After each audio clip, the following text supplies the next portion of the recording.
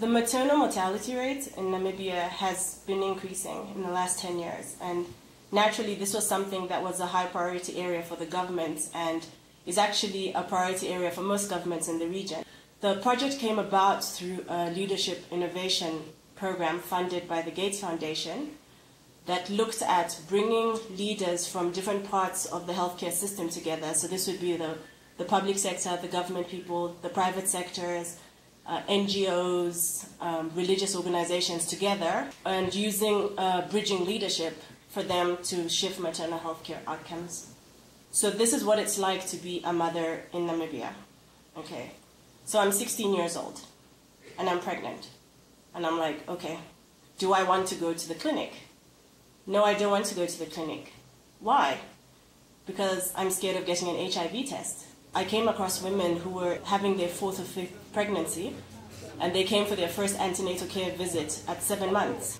So there isn't a lot of knowledge and realization of the full benefits of engaging in early antenatal care.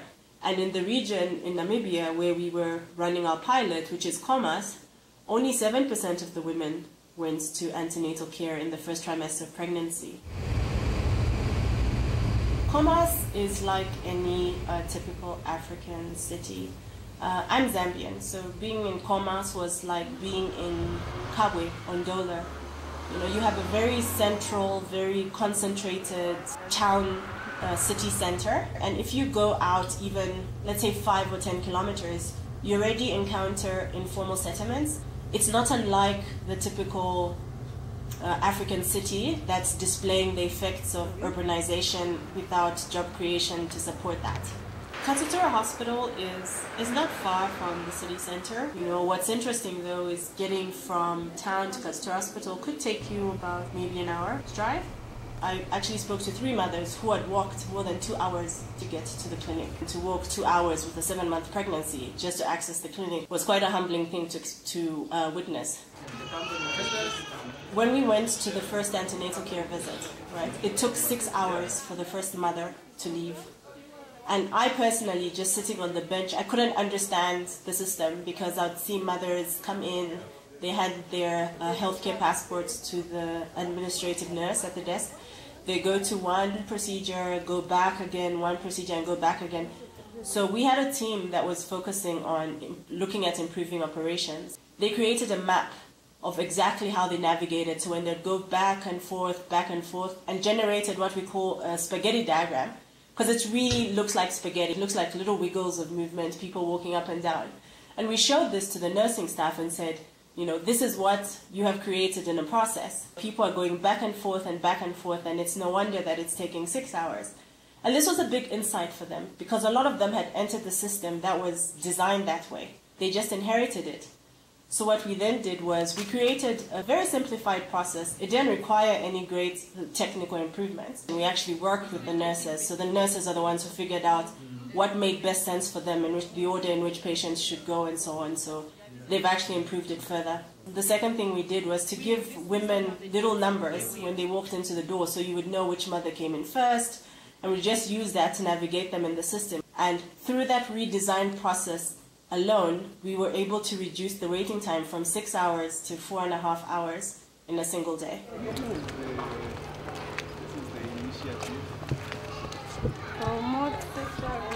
A container clinic is literally a shipping container that's been converted, and it's very, very basic infrastructure. So if you think about antenatal care services, right, this is not something that requires a lot of space.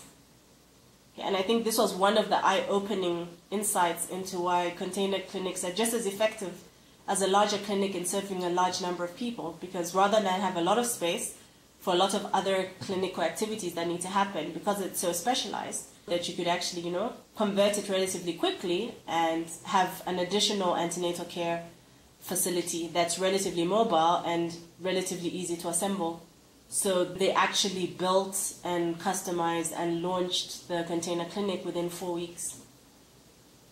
So this was really powerful. They've had uptake of antenatal care visits, and it worked so well that the ministry has actually ordered 16 additional clinics to pilot out to the rest of the country. Some other work we did was also helping to reduce ambulance response times. I mean, we were quite alarmed, first of all, by the number of ambulances that were operational in the entire Commerce region, which was only 2. But on top of that, the average response time to an emergency was 90 minutes.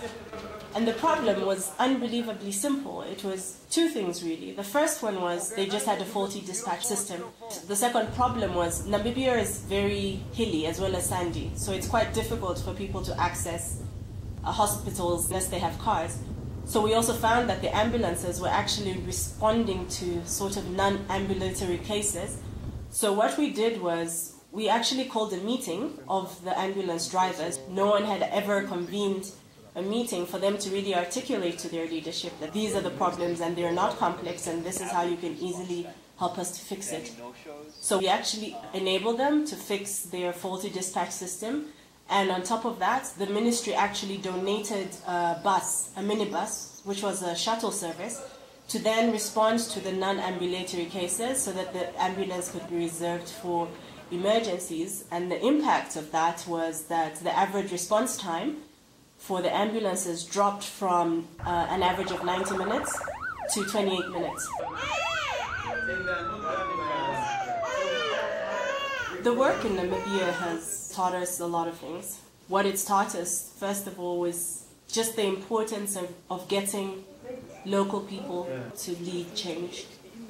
It really allows the change to belong to the system and the solutions to belong to the system. So the idea of letting locals lead this and you perhaps as an outsider being much more of an enabler than a leader through the process is very critical. As long as every one person does their one bit for the system will move, the system will shift. And for this reason, everything that we did in Namibia is entirely replicable in many systems, because at the core of this are people. You know, people within a system, people in a system taking personal ownership of the part of the system that's in their control and just doing their best to make a difference.